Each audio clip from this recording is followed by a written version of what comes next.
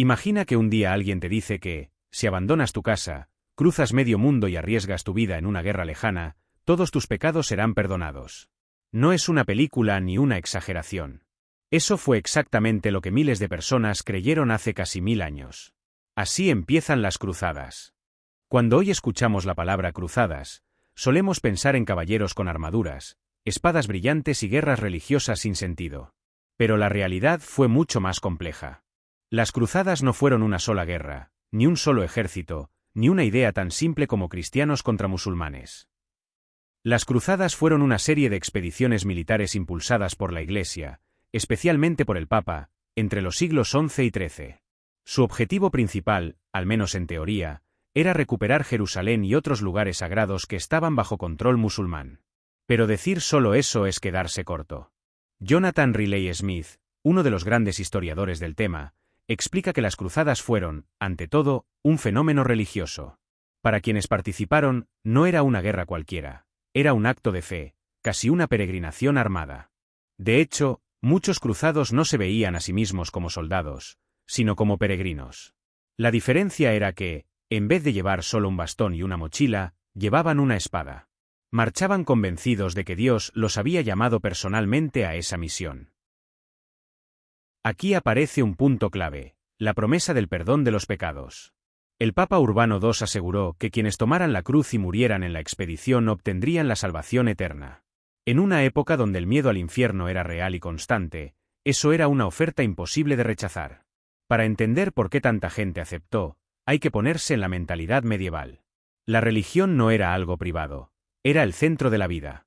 Dios explicaba la enfermedad, la guerra, la muerte y la esperanza. Ir a una cruzada era, para muchos, obedecer la voluntad divina.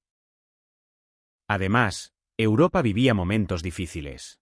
Había hambre, violencia constante, pocas oportunidades y una nobleza guerrera que no sabía hacer otra cosa que luchar. Las cruzadas ofrecían una salida, una causa justa para pelear y, quizá, empezar de nuevo en tierras lejanas. Riley Smith insiste en que no todos los cruzados buscaban riquezas. Muchos vendieron sus tierras para poder viajar, se endeudaron o dejaron a sus familias sin garantías de volver. Eso no encaja con la idea de una simple invasión por ambición. Otro elemento importante fue Jerusalén. Para los cristianos medievales, no era solo una ciudad, era el lugar donde Jesús había vivido, muerto y resucitado. Saber que estaba bajo control musulmán se percibía como una humillación espiritual. Sin embargo, desde el punto de vista musulmán, Jerusalén llevaba siglos siendo parte de su mundo. Aquí aparece algo fundamental, las cruzadas no fueron vistas igual por ambos bandos. Mientras en Europa se hablaba de liberación, en Oriente se hablaba de invasión. Y no solo participaron reyes y grandes señores. En la primera cruzada marcharon campesinos, artesanos, mujeres y niños. Muchos ni siquiera llegaron a Tierra Santa. Murieron por el camino, víctimas del hambre, enfermedades o ataques. Esto nos muestra que las cruzadas no fueron un plan perfectamente organizado desde el inicio. Hubo improvisación, fanatismo, fe sincera y también caos. La idea era sagrada, pero la realidad fue brutal y desordenada. Otro error común es pensar que las cruzadas ocurrieron solo en Oriente Medio. En realidad, hubo cruzadas en la península ibérica, en el Báltico e incluso contra otros cristianos considerados herejes. El concepto de cruzada se fue ampliando con el tiempo.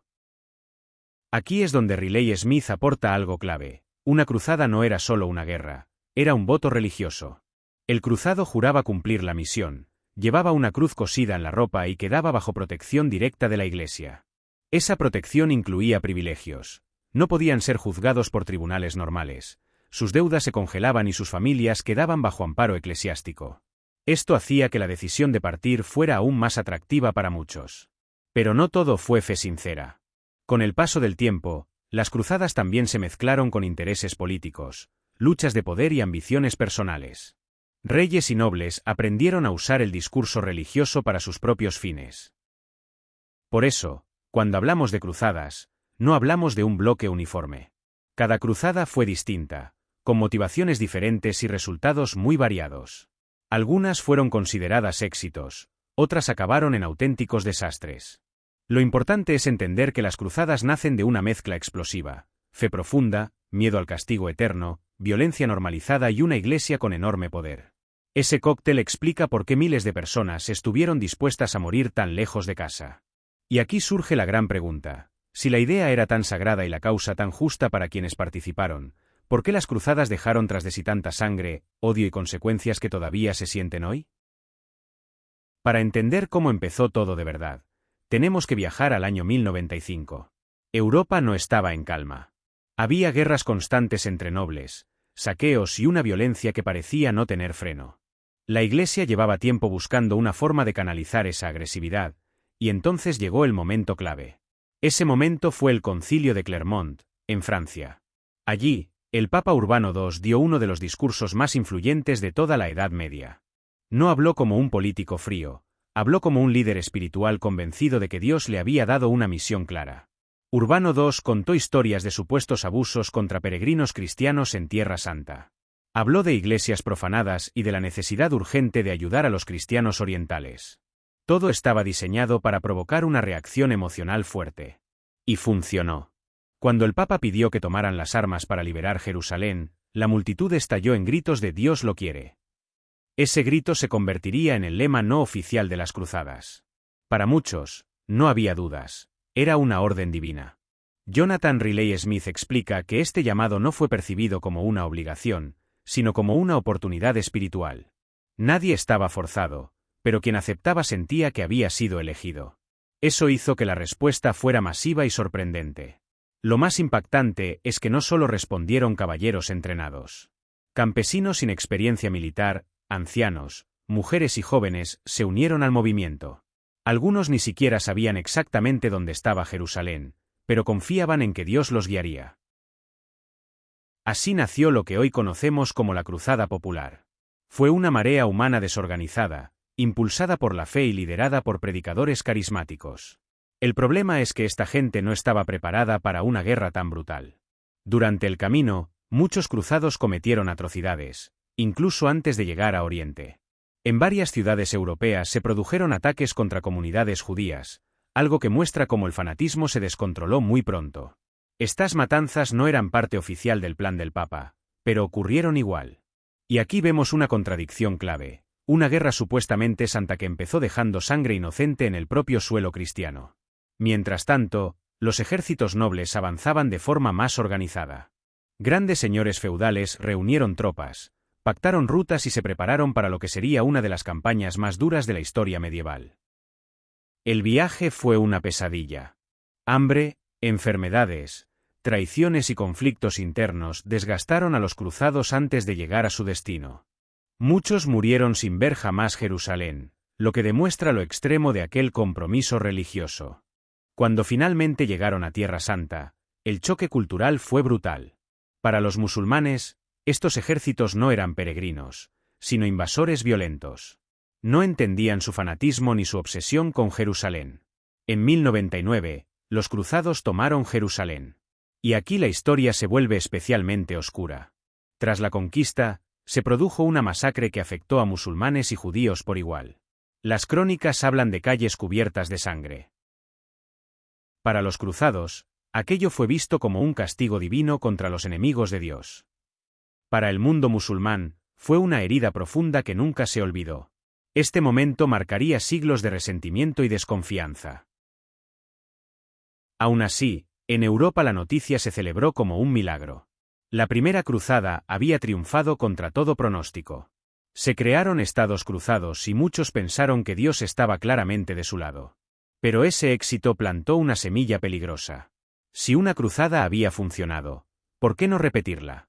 La idea de la Guerra Santa empezó a normalizarse y a usarse cada vez más como herramienta política y religiosa. Riley Smith señala que, a partir de aquí, el concepto de cruzada se transformó. Ya no era solo defender Jerusalén, sino un método para justificar guerras con respaldo espiritual. Y mientras tanto, en Oriente, los musulmanes comenzaron a reorganizarse. Líderes como Saladino surgirían más adelante, decididos a recuperar lo perdido. El conflicto estaba lejos de terminar. La primera cruzada no cerró una historia, la abrió. Lo que comenzó como una llamada religiosa se convirtió en una cadena de guerras que durarían casi 2 siglos, cada vez más complejas y sangrientas. Después del éxito inicial, algo cambió. La cruzada ya no era solo una misión espiritual extrema, empezó a convertirse en una herramienta. Reyes, nobles y hasta el propio papado comprendieron que ese lenguaje religioso movía masas, y también ejércitos. Las cruzadas posteriores fueron muy distintas a la primera. Muchas fracasaron de forma estrepitosa. Hubo expediciones mal planificadas, traiciones internas y decisiones absurdas. La fe seguía presente, pero ya no era el único motor. Un ejemplo claro fue la Cuarta Cruzada. En lugar de llegar a Tierra Santa, los cruzados acabaron saqueando Constantinopla, una ciudad cristiana. Iglesias destruidas, reliquias robadas y una violencia brutal contra sus propios hermanos. Este episodio marcó un antes y un después. Demostró que la cruzada podía usarse para fines políticos y económicos sin ningún pudor. La idea de guerra santa empezaba a perder credibilidad incluso entre los propios cristianos. Jonathan Riley Smith insiste en que aquí se rompe el ideal original. La cruz ya no simbolizaba sacrificio y penitencia, sino poder y conquista. Y cuando eso ocurre, la legitimidad moral se desploma. Mientras tanto, en el mundo musulmán, el recuerdo de las cruzadas se fue fijando como una invasión extranjera violenta. Aunque en su momento no siempre se les dio tanta importancia, con el tiempo se convirtieron en un símbolo de agresión occidental. Esto es clave para entender el presente. Muchas tensiones modernas entre Oriente y Occidente beben de ese recuerdo histórico. Las cruzadas no terminaron en la Edad Media, dejaron una huella emocional que sigue viva. Otro efecto importante fue el fortalecimiento del poder papal, pero solo por un tiempo. Al multiplicarse las cruzadas fallidas, la gente empezó a cuestionar si realmente Dios estaba detrás de todo aquello. Además, las cruzadas fueron extremadamente costosas. Arruinaron familias, reinos enteros y generaron un enorme desgaste humano. Cada nueva expedición necesitaba más propaganda religiosa para convencer a la población. También cambiaron Europa. Trajeron nuevos conocimientos, productos y contactos culturales. Paradójicamente, una guerra religiosa terminó abriendo rutas comerciales y culturales que impulsaron el crecimiento europeo. Sin embargo, ese intercambio no fue equilibrado. El precio lo pagaron millones de personas.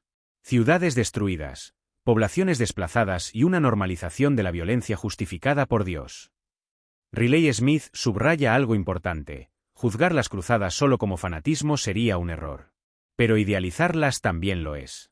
Fueron el reflejo de una época donde fe, poder y violencia estaban profundamente entrelazados. Con el tiempo, el término cruzada empezó a usarse para casi cualquier conflicto que la Iglesia quisiera bendecir. Contra herejes, contra otros cristianos, incluso contra enemigos políticos. Cuando una idea se estira tanto, pierde su significado. Y eso fue exactamente lo que ocurrió. La cruzada dejó de ser un acto excepcional de fe para convertirse en una excusa repetida. Al final, Jerusalén se perdió otra vez. Los estados cruzados desaparecieron. Y la promesa de una victoria eterna nunca se cumplió. Solo quedó el recuerdo, y las consecuencias. Hoy, cuando escuchamos la palabra cruzada, todavía provoca reacciones fuertes. No es solo historia antigua. Es un concepto cargado de emociones, traumas y lecturas políticas actuales. Entender qué fueron realmente las cruzadas nos ayuda a no caer en simplificaciones. No fueron solo guerras religiosas ni simples invasiones. Fueron decisiones humanas tomadas en un contexto muy concreto. Y quizás la lección más importante es esta: cuando alguien afirma que Dios está de su lado, la violencia deja de tener límites. Eso no es solo medieval, es un peligro constante. Las cruzadas terminaron hace siglos, pero su eco sigue resonando. En discursos, en conflictos y en la forma en que interpretamos al otro. Porque al final, más que una historia de espadas y castillos, las cruzadas son una advertencia: la fe puede inspirar lo mejor del ser humano, o justificar lo peor.